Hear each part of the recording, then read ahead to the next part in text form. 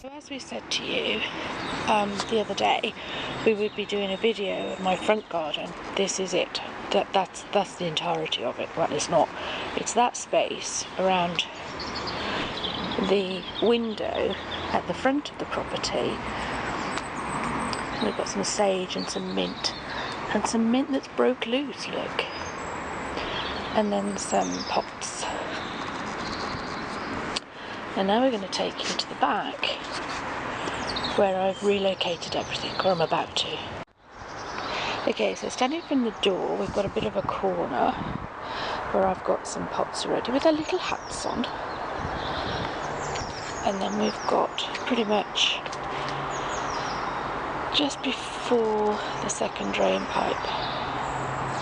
So that's what we're going to use as my growing space.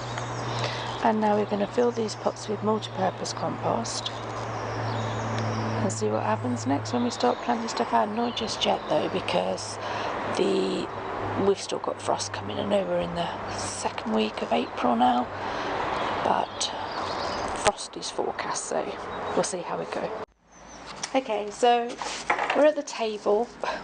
This is in my bay window, and this is normally my dining table.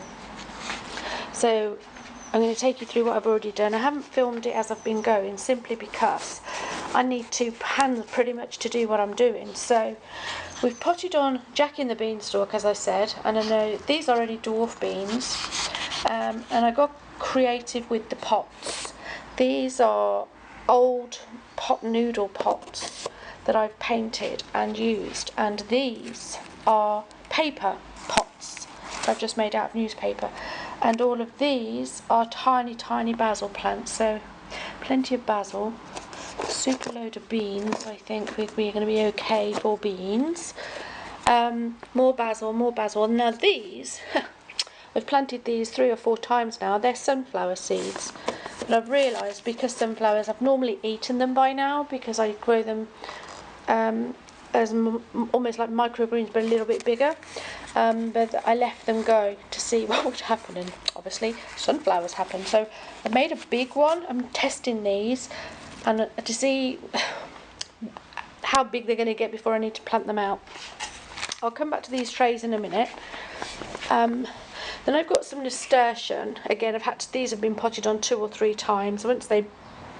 And these are edible, so every part of this plant is edible. And again, use the old pot so that it didn't go to landfill. Now, I'm not sure about this lot. Some of them, I can see little green specks, but I'm not really sure. This is tomato, and I think they're all tomatoes in that one, and cucumber, but they haven't really come to anything yet. So I don't know whether they've died or whether they're just rubbish, I don't know. So I'm going to have to rethink that part. These at the back are tumbling tom tomatoes, so I've got 1, 2, 3, 4, 5 plants there, which is good. These are broccoli and curly scarlet kale, we hope. Over here we have kale and more kale and more kale and more kale. Under here I've thrown on a bed of seeds, because this was tarragon, but it's so not now because the tarragon hasn't come to anything. So on there this is what I do with my plants. I've been pretty brave. I just get tomatoes, slice them in half and place them on. I don't bother with all this seed rubbish, but because I had seeds in packets this year, I thought, you know what, I better just start using them up. But normally what I do is I take the seeds out of whatever I want, peppers, tomatoes, and I literally just throw them onto some soil, and then I spray them every day with my wonky sprayer, and most of the time they germinate. So this is just taken out of this is a yellow, red and yellow peppers. And then until they sprout, just put a piece of newspaper over the top. Look, I've still got 2 sunflower seeds here, and look, I've still got to transplant all of this basil. So, homemade paper pots. Can't show you while I'm filming to do that. Old paintbrush. And I'm going to try and do this and lift at the same time without breaking the poor little plant. So I'm just lifting it away from the soil. There's this lovely little root system and I'm plonking it, literally. Don't ever touch your plants by the roots. You should always do it by the seams, or by the leaves. And just dipping a hole with my paintbrush. So I haven't even got any specialised equipment. Taking another one with super long root. And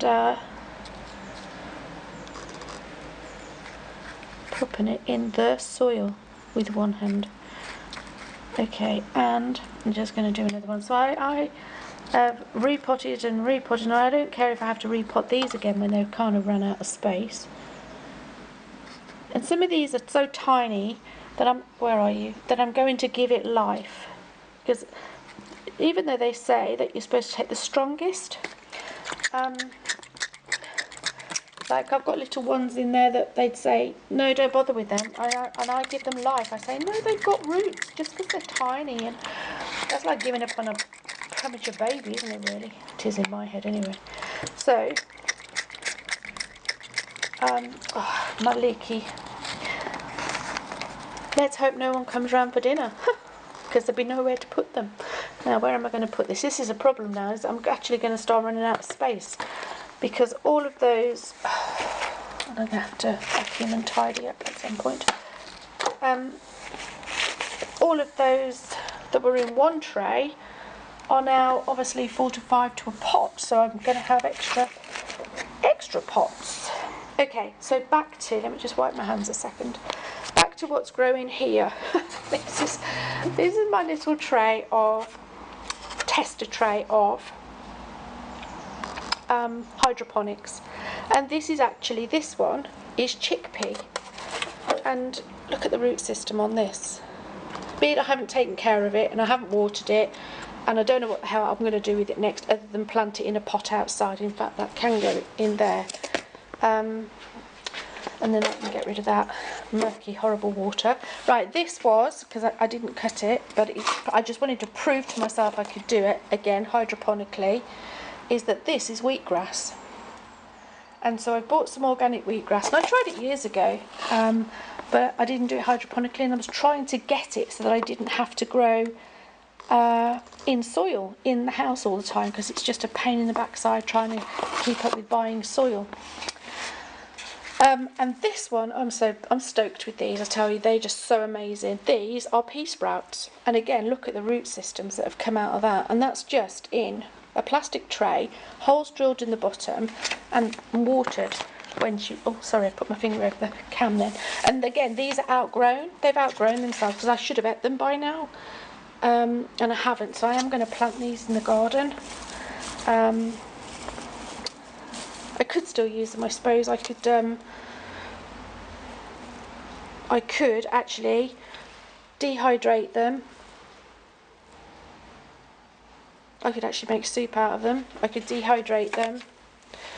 And all I've done again is put the seeds to soak. Wait till they sprouted. Put them in a tray with holes in. Put them in another tray with water in the bottom, and put a tray on the top with water in, but not one that leaks, so that it actually, or a weight on top of the tray, so that the roots then go down rather than up, and they're so strong. And this is what I'd normally do. I do that with my wheatgrass, normally do it with my sunflowers, which I will, and these are just delicious. Even those little tendrils, I just take some off.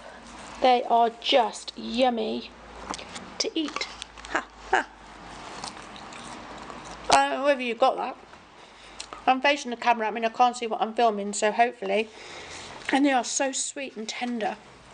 I just love them. I think my video cut off then. What I was saying was, can't wait to eat my nasturtium leaves, and over and out for now. And I'll speak to you later. Okay, bye. Okay, so I decided to make some seaweed wraps with my bean sprouts. No, they're not bean sprouts, with my pea sprouts. How beautiful does that look? amazing. I'm no chef, and please don't write and say you should have decorated it like this or you should have done it like this. You know, this is my version and this is my lunch. I'll show you one day how I'm going to do those pea sprouts, because I tend not to be able to time it. It's a succession growing. I either have too much and I'm eating it forever, or not enough that I've got it for the next batch when that batch has run out. So I'm still working on that. I just thought I'd share lunch with you. Okay, thank you for joining me. See you later. Bye.